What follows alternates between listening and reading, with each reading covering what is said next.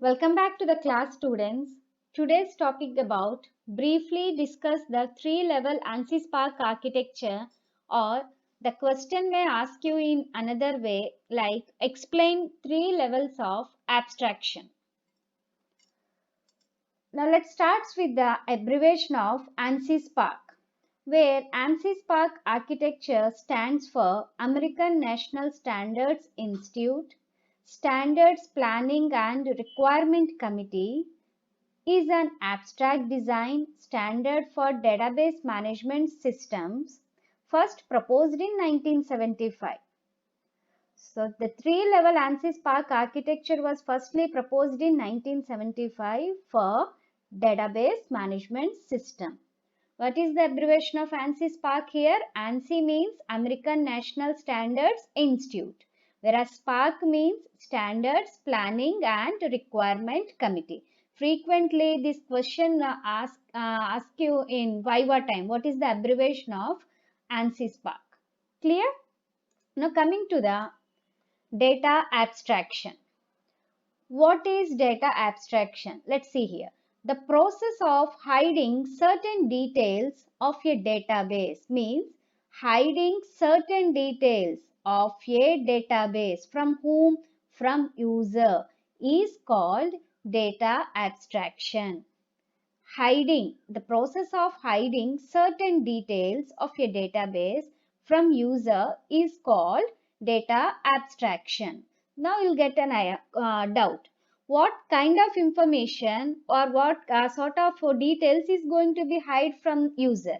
Means to hide some details like how data is stored, means how data is to be stored in the database or created in the database. This kind of information is going to be hiding from user.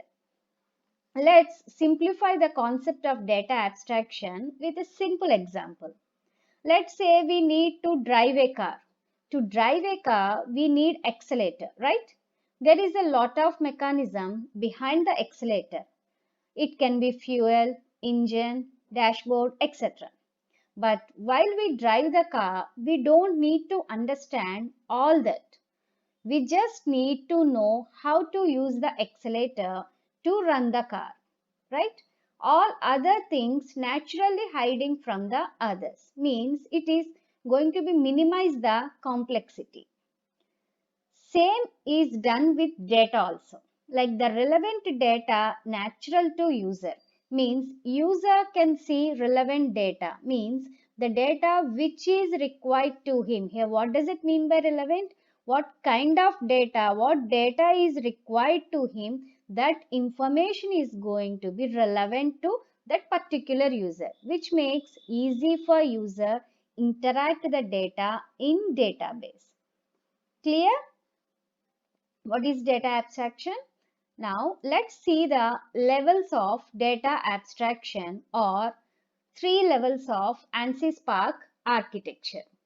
There are mainly three levels of data abstraction as you will see in the following figure. First one is view level or external level. Second one is logical level or conceptual level. The third one is physical level or internal level. These are three levels data. These three levels are for data abstraction.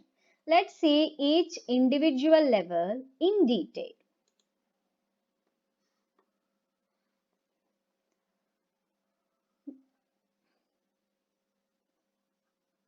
Let's start with the physical level. As I told you, we have three level: physical level or internal level, conceptual level or logical level, external level or view level.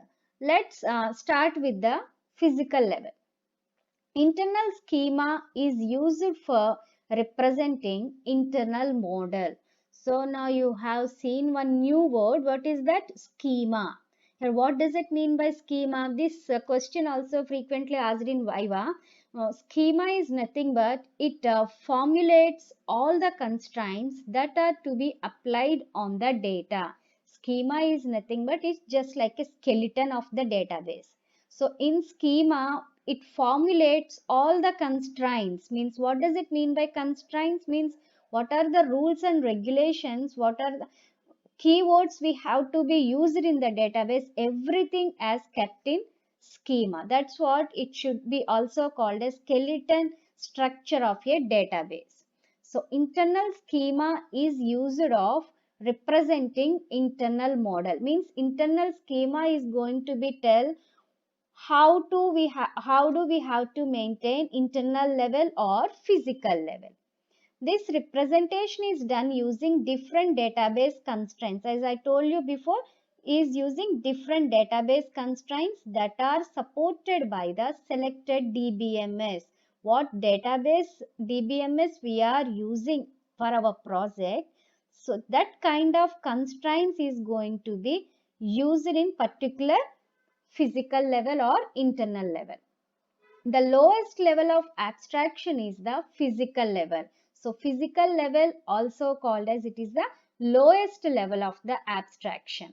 That means very less data kept in this level. We see the data in tables structure, right? Usually in database we see the data in table structure, but actually it is stored in files at especially in the physical level. In physical level, the data is going to be stored in the files.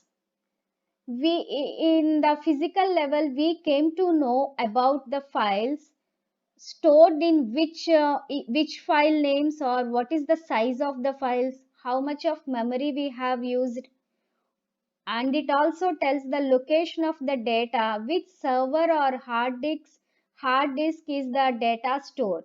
So in physical level we came to know our files have stored in which files, or what is the size of the files, how much of memory we have used, and also tell the location of the data, which server hard disks we have data stored. This all the information present at the physical level. So that's why it is a lowest level of abstraction is the physical level, which specifies the way of storing data on storage devices. Especially it tells how the data is going to be storing on storage devices physically. In order to define physical model, it is necessary for database designer to have detailed knowledge regarding the hardware and software that are used for implementing the database design. Especially this physical level is going to be maintained by database designer. He or she has to have detailed knowledge about hardware and software which are used for implementing the database design. Physical model is both hardware and software dependent. Changes done to storage devices, like changes, if you have done any changes on hardware like storage devices, or if you have done any changes software like operating system, are also reflected in the physical model. Means it always reflected in our data. That's what physical model is, both hardware and software dependent. Clear? Now coming to the middle level, that is called conceptual level, or we can call it as logical level.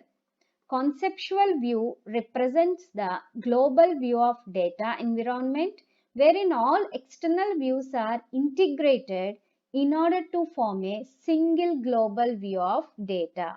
Means it has more abstraction than the physical level. As we design ER model, ER means entity relationship diagrams. So ER model in which we describe different entities, that is table name, and we have different attributes to that entity, it becomes the column of the table. So in ER diagram or in ER model, we are going to be describe different entities. Different entities is nothing but table name, and we have different attributes to that particular entity or particular table name.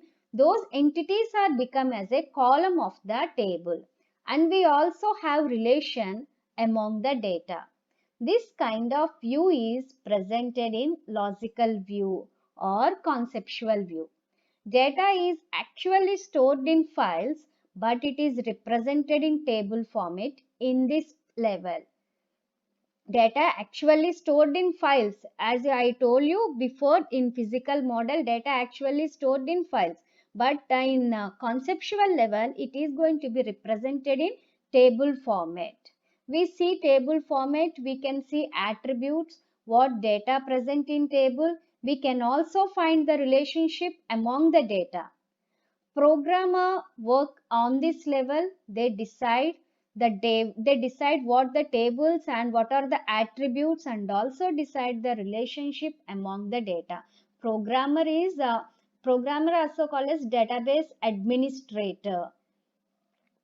Database administrator is going to make a decision regarding what information is to be kept in the database. Means how many tables we have to be created, and what are the attributes we have to be take, and what is the relationship they have to be maintained among the data. The DBA is only the responsible person. Clear? Next, see the advantages of conceptual level.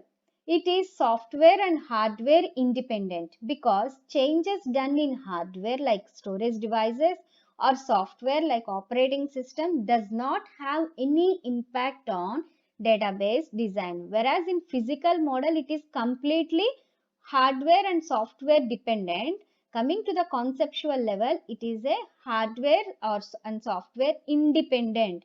Suppose if you have done changes in on storage devices or operating system, it never ever affect on database design. Your data will be safe. Now coming to the last level, that is view level. External level is the highest level of data environment or data abstraction which represents the end user's view. It is the highest level of abstraction. View level is have to show the data to end users view.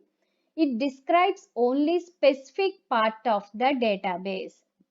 At the time of view level, it describes only specific part of the database. It is possible that different external views can use the same external view in order to satisfy the requirement of various users. Let's to understand this concept, I will tell you one example. We know that railway passengers are the main users of the railway system, right? Consider for an instance the railway display at a metropolitan station, say Mumbai. The display may give the train numbers, stations, arrival and departure information and so on, right? If a particular passenger wants to go from Mumbai to Chennai, he will view that particular aspect on the display. If another passenger wants to go from Mumbai to New Delhi, he will view that part of the display. Clear? So depending on the user, the view will be changed, right? So depending on the user, the view will be changed. According to the user is decided which data must be shown and which data must be hidden from users. This level is present with the user interaction with the database. So external view or view level is going to be completely depending upon the user. The view will be changed according to the user, right? So the representation of external view is referred to as external schema. So according to the external schema, the level is going to be prepared. Now let's see what are the advantages of external view. It helps in ensuring security constraints in database design by creating separate view of database for different users. So every user have different means separate views. So on that basis is going to be provide security for every user. It helps in easily identifying the type of data requirements. It's always the view is going to be changed for different users perspective. So the view level is going to be easily identify. So what kind of data is going to be required for different users. So these were levels of abstraction in database. So in this video, I covered what is data abstraction, what is the abbreviation of ANSYS Spark architecture. I have already covered with levels of data abstraction. Hope you all understand concepts clearly. If you have any doubts or queries related to the topic, commented in the below comment section. If you find my video helpful, please do like the video, share with your friends and subscribe my channel. Press the bell icon to get the updates about my new videos. God bless you all.